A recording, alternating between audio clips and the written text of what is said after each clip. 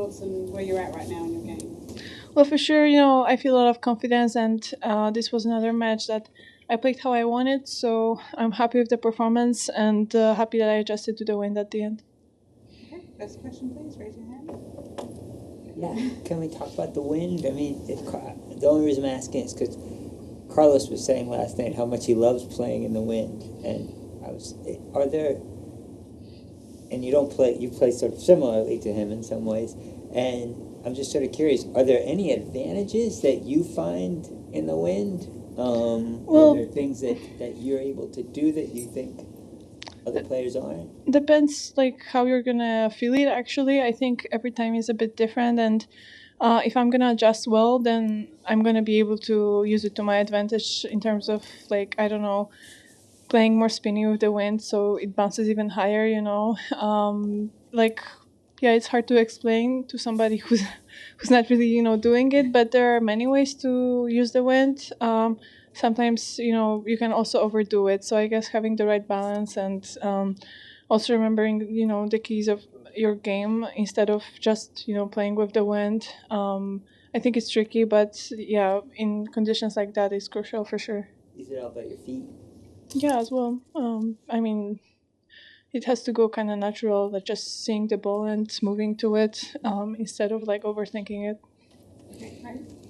Iga, how much did the Olympic match come into your mind with this one today? Well, obviously, Wim analyzed this match, and we kind of spoke about it a bit, but besides the fact that this was the only match that I lost against Kinwin and I wanted to learn from it, it didn't really cross my mind that much because I knew that this is on hard court and I knew what I did wrong on the Olympics, and honestly I would say clay didn't help me on the Olympics because this high spinny balls that Kinwin plays, it's much easier to go forward and play them when you know exactly how the ball is going to bounce, and on clay you can't really do that. So for sure it was tricky then, and here I thought it's going to be more clear, and that's what happened. Russell, did you have your hand up? Yeah. And when you have lost a high-profile match to an opponent, Iga, does that make you even more determined? Yeah, for sure. For sure it does. I want to show myself and everybody, that I can do it. And I already, knew before the Olympics match. I know now, but yeah, it's not nice to lose to anybody. So for sure you want to have a little, I don't know, revenge, but it's nothing personal. I think every player has that against everybody who they lose before. Okay, Bill. Congrats. Thank you.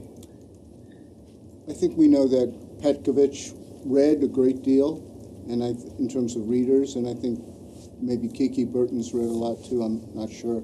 But who would you say are the other really quality book readers on the tour, if you know any?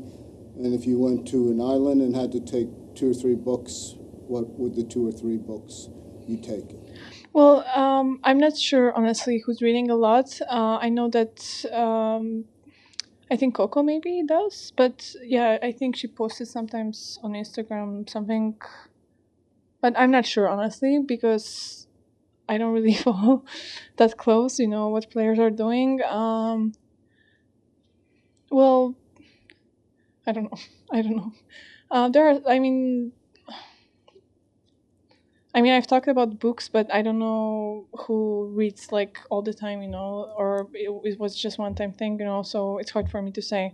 And what was the other question? If you're going off, stuck on an island, the 2 or 3 books that you'd want to take? For sure, Gone with the Wind. The whole, Ken Follett's books, probably the whole series. And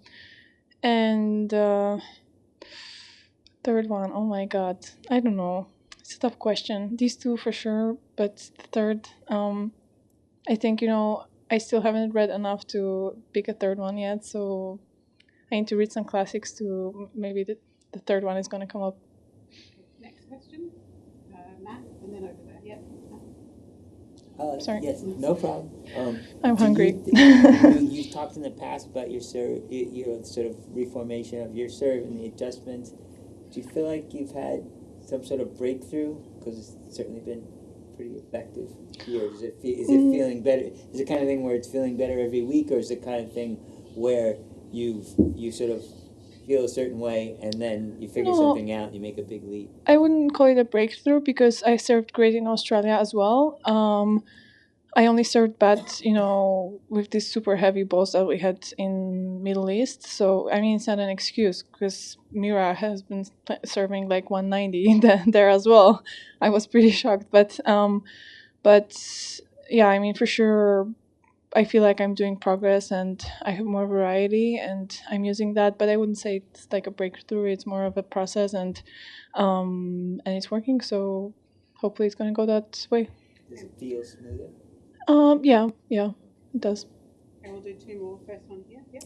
Iga, you mentioned Mira, obviously the match last week. There's a chance in Dubai, the chance you could play her in the next round. Also, maybe Elena, your thoughts on sort of those two? Well, for sure it's gonna be a tough match, against Elena. I've played, many tough matches as well on Wimbledon. It was a tough loss against her.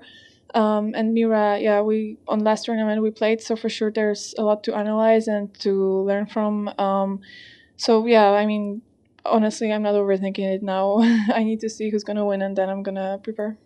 Okay, last question. Anyone?